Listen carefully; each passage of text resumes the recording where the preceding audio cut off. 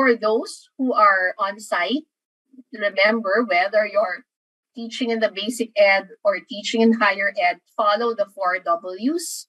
One is to wear mask. Okay, that's very important. 2 is often wash your hands. 3, watch your distance.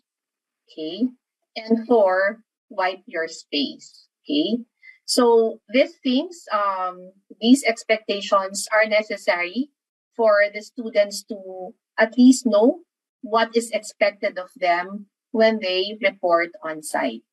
This is what we call pre-correction. Pre-correction is a technique whereby you shift the point in which you provide students with information about what is expected. So before the students would do a certain act, they already know what is expected from them. So pre-correction is rather proactive because this would prevent them from, making mistakes rather than doing redirection or being reactive. So better, to establish routine early on, so that the students will feel safe and you'll be able to manage the class well. As I've said, this means that you should find time to really discuss these rules or guidelines. Remember that this should be part of your routine, as well as we all know, routines should be established at the onset in order for you to manage the class. Now, aside from establishing or setting guidelines or establishing routine, what else do you need to do? So this is already the third, okay? You have to continuously model behavior, okay? So modeling is an effective instructional practice to encourage students to practice the behavior that the teacher wants the students to follow. Okay, so this means that, okay, when you as a teacher, when you want your students to really keep distance from the other classmates, especially those who are on site, you also have to practice this. Okay, so you need to practice social distancing, and there are ways.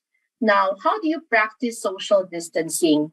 Well, basically, the first thing is that, you stay at the center of the class, okay?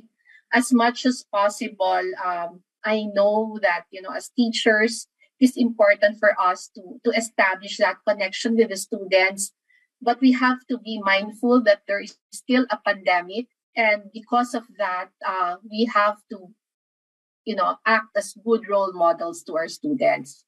So we need to practice social distancing, okay? So as much as possible, you have to, keep distance. Make sure that you are also practicing social distancing if you want your students to practice the same thing.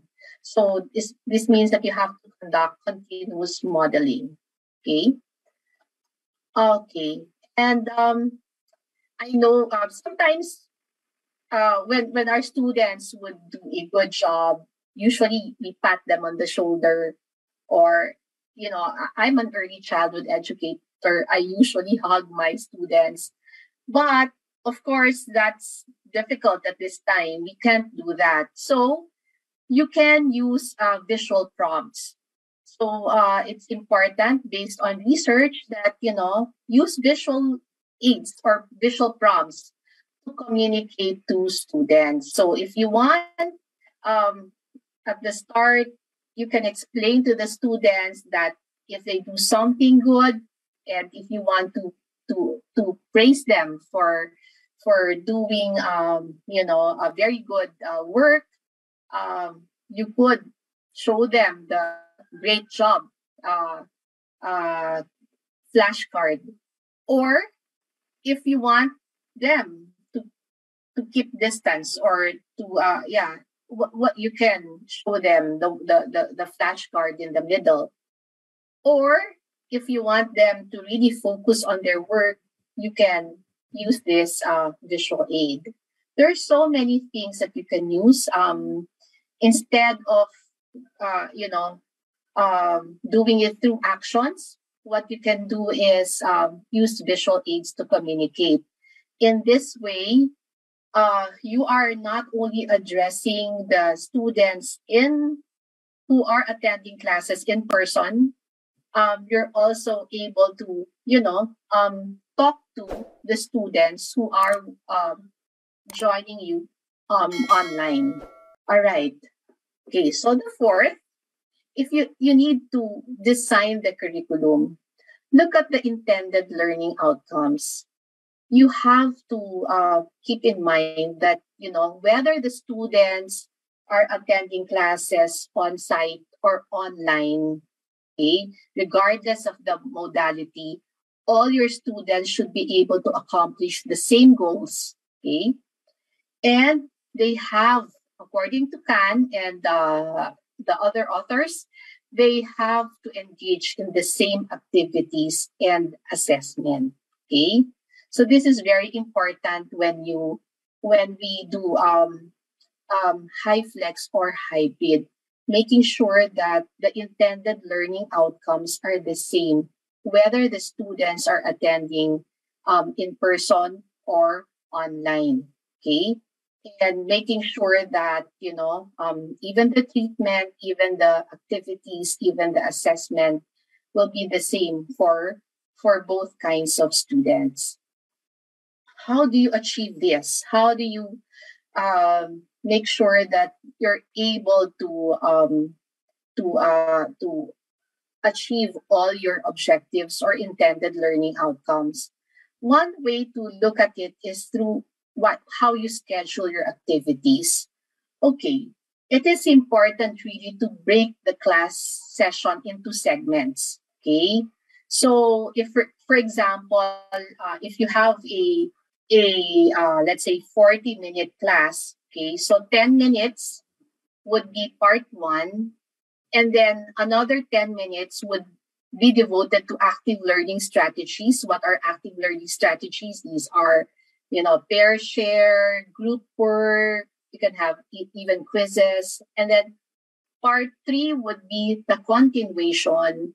And part four will be the active learning activities again. So again, if you're going to ask me, this really depends on, the time that you have. But what is important that, and I think we all learned this when we transition to online learning, is that, you have to break, okay, your session into segments.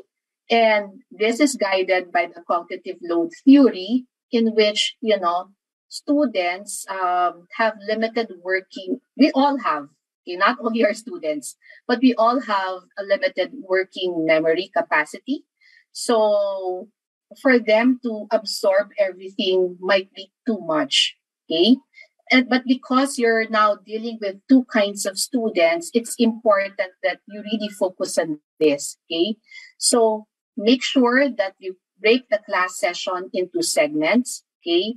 And it would really depend on the time allotted per subject or per course, okay? So subject for basic ed, course for higher ed. So basically, if it's an hour's class, so 25 minutes for part one, 25 minutes for active learning strategies, part two, 25 minutes, and part four would be devoted to active learning strategies again.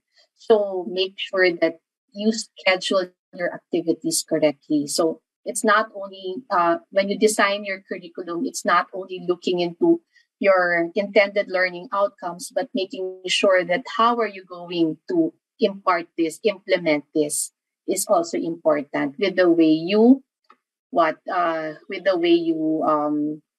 plan your lessons.